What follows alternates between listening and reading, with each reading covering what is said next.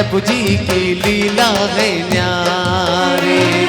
एक तरफ इंद्र एक इंद्राणी, बीच में जगत के पालनहार। प्रभु जी की निकली सवारी, प्रभु जी की लीला है न्यारी न्यारी। प्रभु जी हम बम हम सम सम तम तम पम पम बम बम हम सम सम द्रम द्रम द्रीं द्रीं द्रव्य द्रव्य ओम नम अर्हते भगवते श्रीमते पवित्र जल जिनाभिः सिंचयामि स्वाहा। तीर्थोत्तम दवैनीरै क्षीरभारतरो ओम ऋषि विश्वादी वीरांतान जलेन स्नप्यामा। ओम ऋषि विश्वादी वीरांतान जलेन स्नप्यामा। ओम ऋषि विश्वादी वीरांतान जलेन स्नप्यामा। ओम ऋषि विश्वादी वीरांतान जलेन स्नप्यामा।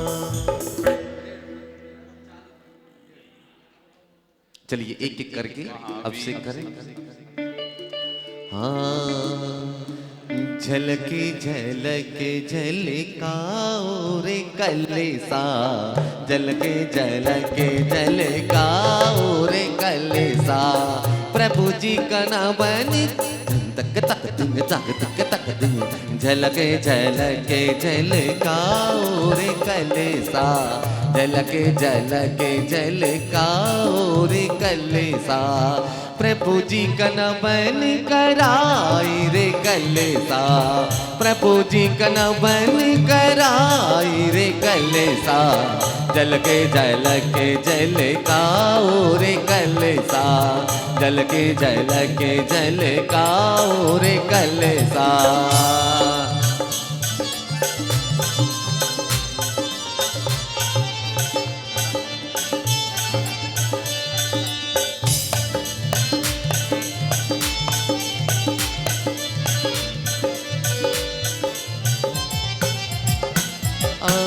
सभी साथ मिली करी कलश सजाए।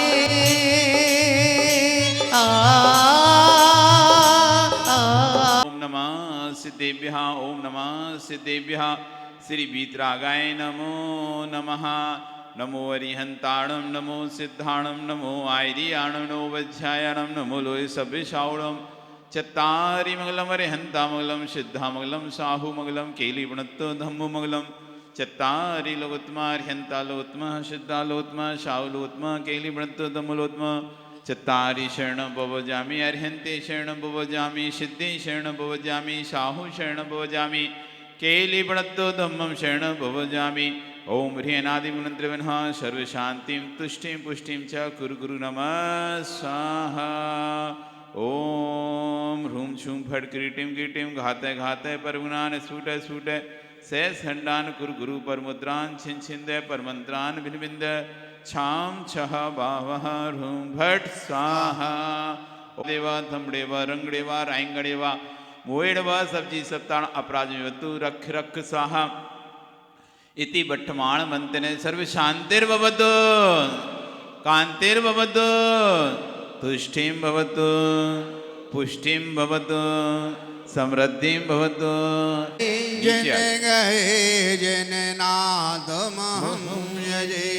ओम ह्रीं अभिषेकान्ते स्वादि विरान्तेभ्यो जलार्घं न पामते स्वाहा। सोचि निर्मल आ जाओ नीचे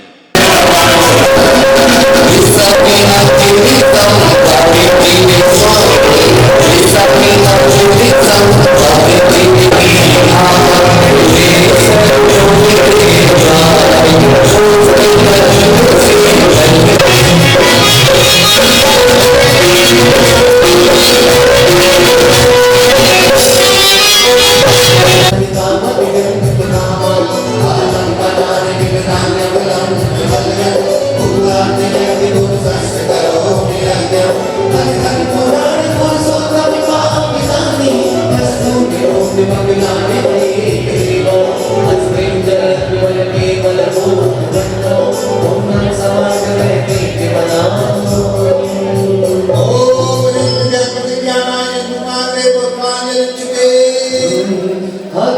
मुस्कुराओ आएगा, मुस्कुराओ, मुस्कुराओ, जगाओ, प्रभु की पूजा करके प्रभु भूलेगा।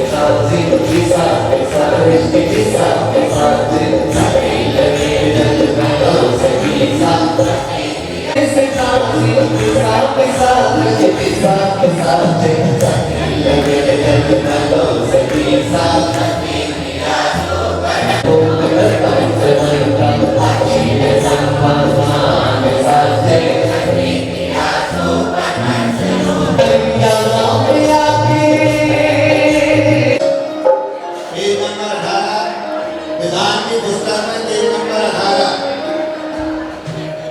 मूल का अक्षर समुच्चय पूजा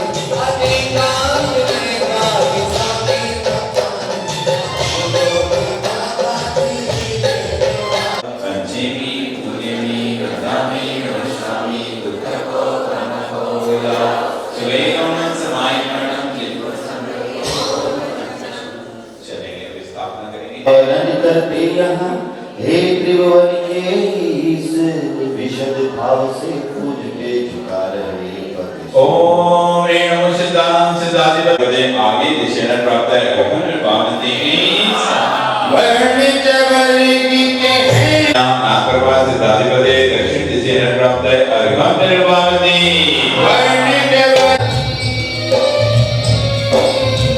अक्षर जग में मंगल का असंतर पिता अजर चढ़ाते उत्तर दिशि में पूरे उत्तर दिशेन प्राप्त है अघन पावती मरिया है गई थोड़ी कामरिया हो गई मेरी मन बदले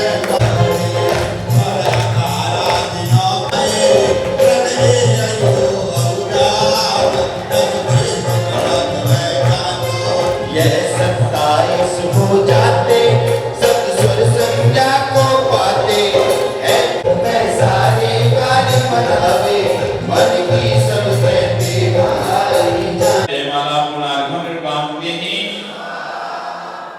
सत्य ब्रह्म को पूज बिना आपकी कृपा से सब कार्य हो रहा है करते हैं मेरे प्रभुवर करते हैं मेरे गुरुवर करते हैं मेरे गुरुवर मेरा नाम हो रहा है बिना आपकी कृपा से सब कार्य हो रहा है सिद्ध वैष्णवा संबंधनाथ दर्शन वीर्य समग्र अगम बाबा अटोमेटिक अनप्राप्त है प्रथम पद पुनार्घम निर्वामती चलिए सिद्ध शक्ति पूजन निकालेंगे सिद्ध चक्र मंडल में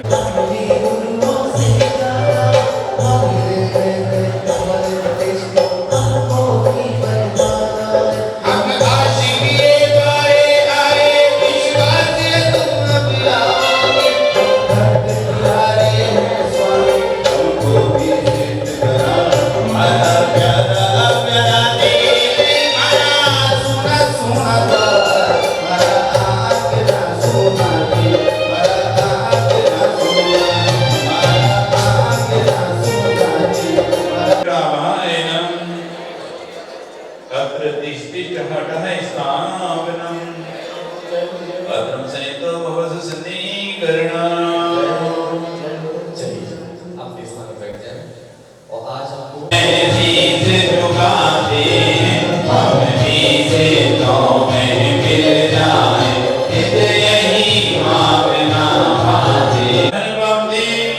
जो दर्शन गुण का बात करे वे दर्शन आवर भी जाने कर महान पिता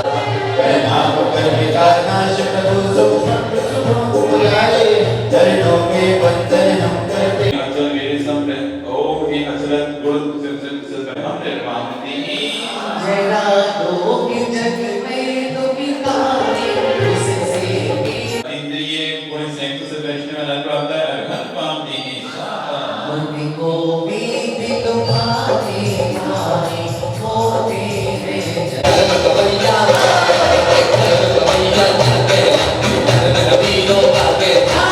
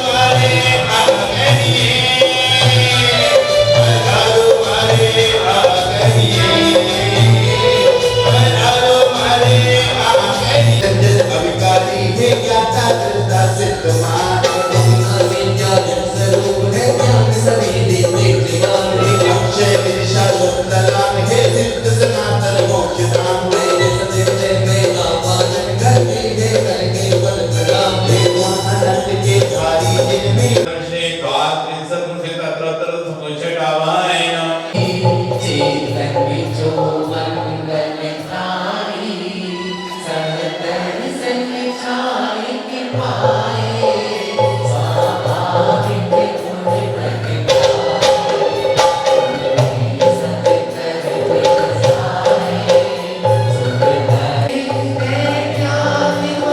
मुझे तो आशाएं नमाने प्रभु हनुमंदी आगे वाली बड़े चढ़ाए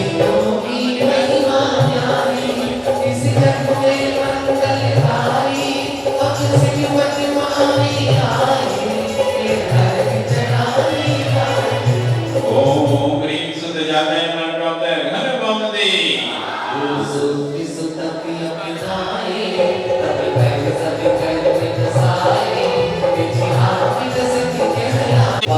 अक्षय अनंत अविनाशी है जो मोक्ष में के वासी है उन सिद्धों को हम जाते हैं वचन को पढ़ते आते हैं ओम ह्रीं सुत पौषाय नमः प्रभु हनुमंदी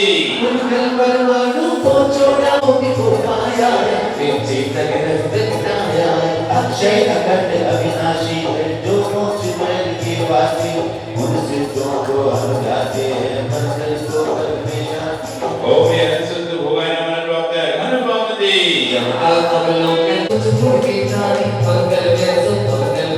अक्षय अखंड अविनाशी है जो मोक्ष में के वासी है उन सिद्धों हनुमंदी जाते हैं ओम ह्रीं सुत परमात्मने नमः प्रभु हनुमंदी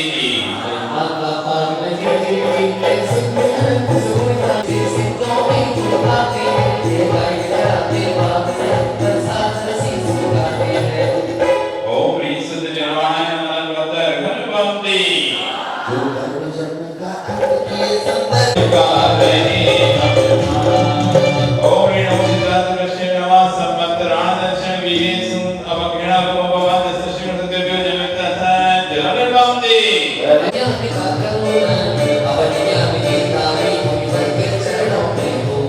सिद्धों की अन्य बाहों ने गौरव करता बुद्धि दिव्य नमः जिनसे दिव्य धन प्राप्त है हनुमंदी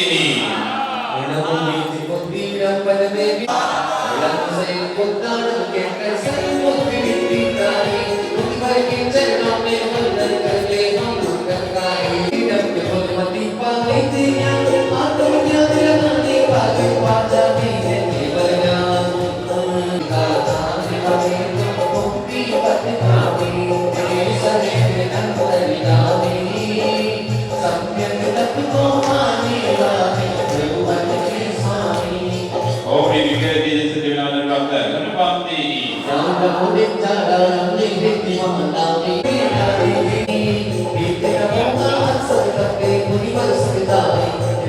पूजो हो भाई सब में सबको पाने वाले ईश्वर सुखाई ओम ह्रीं कीर्ति तपति जिनसे दिव्य धन प्राप्त है हनुमंदी दिव्य धन प्राप्त है हनुमंदी में सबको पाने वाले ईश्वर सुखाई ओम ह्रीं घोर गुण जिन मतलब ठीक है ना ओम ह्रीं घोर गुण सिद्धि ओम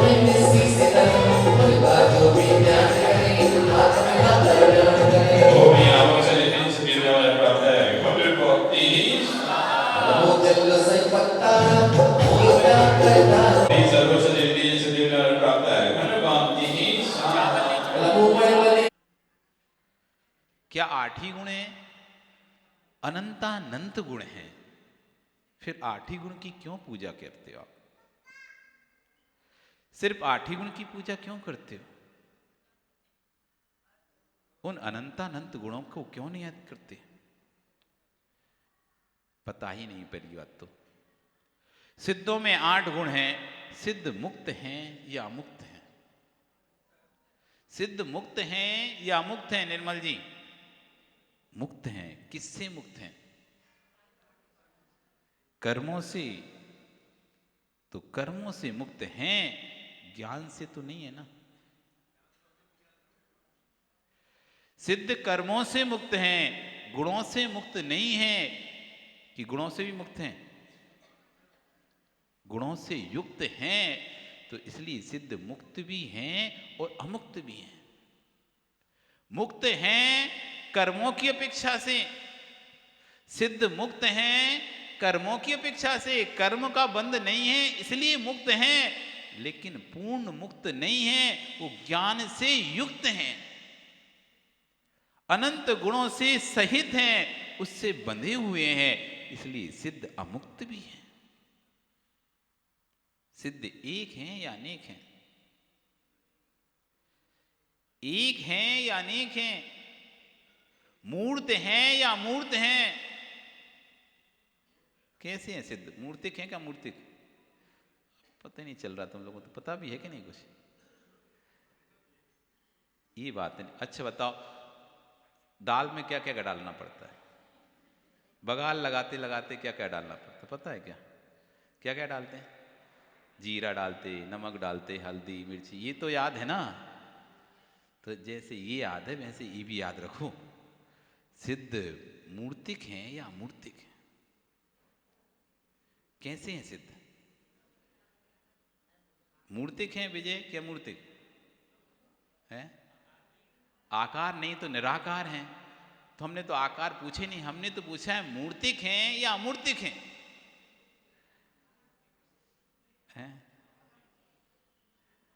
मूर्तिक हैं या अमूर्तिक? कौन बताएगा? अजी जी अमूर्तिक है। अभी तक हम यही सुनते हैं सिद्ध अमूर्तिक है, लेकिन सिद्ध मूर्तिक भी हैं, सिद्ध मूर्तिक भी हैं। ये सब जो चर्चाएं हैं ये तब समझ में आएंगी जब आप स्वाध्याय करेंगे। आचार्य अकलंग देव स्वामी महाराज 6वीं सदी के एक ऐसे महान आचार्य हुए जिन्होंने न्याय का उद्घोष किया, जिन्होंने सिद्धों की व्याख्या की, जिन्होंने कहा कि सिद्ध भगवान मात्र मुक्त नहीं, सिद्ध भगवान अमुक्त भी हैं, सिद्ध भगवान मात्र अमूर्तिक नहीं, सिद्ध भगवान मूर्तिक भी हैं। आप पूछोगे कैसे मूर्तिक हैं? ज्ञान मूर्ति, वो ज्ञान की मूर्ति हैं, ज्ञान का पिंड है, क्योंकि आत्मा किसी ना किसी आकार में रहती है। जब भी ये आत्मा इस शरीर को छोड़ती है तो किसी ना किसी आकार में रहती है, चाहे संसार अवस्था में हो चाहे मोक्ष अवस्था में हो। जब ये संसार अवस्था में होती है तो जिस शरीर को धारण की होती है उस शरीर, त्रिंच का शरीर हो तो त्रिंच की आकार की उस समय रहती है, मनुष्य का हो मनुष्य में, देव हो देव, नारकी हो नारकी। और जब ये सिद्ध बनती है तो जिस आकार से ये सिद्ध बनती है, किंचित न्यूनचरम शरीरा। कैसा है सिद्धों का आकार? किंचित न्यून, जो अवगाहना थी, जैसे 500 धनुष का शरीर था तो उससे थोड़ा सा कम उस आत्मा के परमाणु की अवगाहना है, पुरुषाकार। कैसे आकार की? पुरुषाकार, क्योंकि सिद्ध तो पुरुष आकार से ही बनते हैं ना, तो दूसरा कोई आकार तो होता नहीं सिद्धों का। तो पुरुषाकार में जैसे पुरुष के आकार का शरीर था वैसे ही आत्मा के प्रदेश संगठित रहकर किंचित न्यून, शरीर से थोड़ा कम, क्योंकि शरीर ये ऊपर का जैसे गुजिया होती है, कोई भी सांचे वाली वस्तु बनाते हैं तो सांचे से छोटी बनती है ना उसकी गुजिया, कि सांचे के बराबर बनती है, सांचे से छोटी, क्योंकि सांचे के अंदर है, जब निकालेंगे तो सांचे से छोटी निकलेगी। ऐसे ही आत्मा शरीर के अंदर है, जब ये आत्मा संगठित होकर सिद्धालय में जाएगी तो पुरुषाकार रूप में किंचित न्यूनचरम शरीरा, अंतिम शरीर से किंचित न्यून उसका आकार होगा, पर वैसा आकार नहीं होगा जैसी आंख, नाक, मुंह, हाथ पैर के जो दिखाई देते हैं छिद्र आदि, रोमखंड आदि, वैसा आकार नहीं है। कैसा आकार है? जैसे कि आपने किसी सांचे के अंदर चाशनी डाल दी और निकाला तो बाहर तो आकार था लेकिन अंदर तो एकदम फ्लैट, बस आकार है, कोई नाक नक्शा नहीं है। इस तरह सिद्धों का आकार होता है पुरुषाकार, वो ज्ञान रूप आकार, चैतन्य ज्ञान पिंड रूप आकार। इसलिए सिद्ध मूर्तिक भी हैं। कैसे मूर्तिक हैं? ज्ञान मूर्ति हैं, उनका अंतिम आकार है पुरुषाकार। इसलिए कभी ये नहीं कहना सिद्धों का कोई आकार नहीं होता। निराकार किस लिए हैं? निराकार इसलिए हैं क्योंकि उनके आंख कान नाक जैसे पुरुष के आदि के होते हैं, वैसे उनके शरीर में कोई आंख नाक कान नहीं है पौद्गलिक। पौद्गलिक आंख नाक कान नहीं होने से, हाथ पैर नहीं होने से इसलिए निराकार कहा। लेकिन आत्म प्रदेशों का आकार तो है ही, आत्म प्रदेश किसी ना किसी आकार में तो रहेंगे। बिना आकार के आत्म प्रदेश नहीं रहते हैं, कोई ना कोई आकार उनको चाहिए होता है। तो आत्म प्रदेश पुरुष के आकार में संगठित होकर वहां पर सिद्धालय में विराजमान है। जिस अवगाहना का शरीर था उसी अवगाहना, कोई 500 धनुष की तो कोई 7 हाथ की तो कोई 15 हाथ की, कोई 400 धनुष, सब अपनी अपनी अवगाहना के साथ एक में एक विराजे हैं। इसलिए सिद्ध मूर्तिक भी हैं। कैसे हैं? मूर्तिक भी, ज्ञान शरीरी त्रिविध ज्ञान शरीरी हैं। कैसे हैं? ज्ञान रूप शरीर, यानी आत्म प्रदेशों का ही शरीर है, पौद्गलिक शरीर उनका नहीं है। अब बताओ, सिद्ध एक हैं या अनेक हैं? एक सिद्ध ही एक हैं या अनेक हैं? एक भाई अनेक नहीं, एक ही सिद्ध एक है या अनेक है? एक ही सिद्ध, अनेक सिद्ध अनेक नहीं बोल रहे। एक ही सिद्ध एक हैं या अनेक हैं? एक है। एक में अनेक की चर्चा नहीं चल रही यहां पे। एक ही वस्तु, मान लो ये एक वस्तु है, ये एक है या अनेक है? अच्छे से पुस्तक से समझो, ये एक है या अनेक है? एक ही है, अनेक नहीं है। अनेक है, एक नहीं है, क्या है? एक है, अनेक नहीं है। अनेक है, एक नहीं है।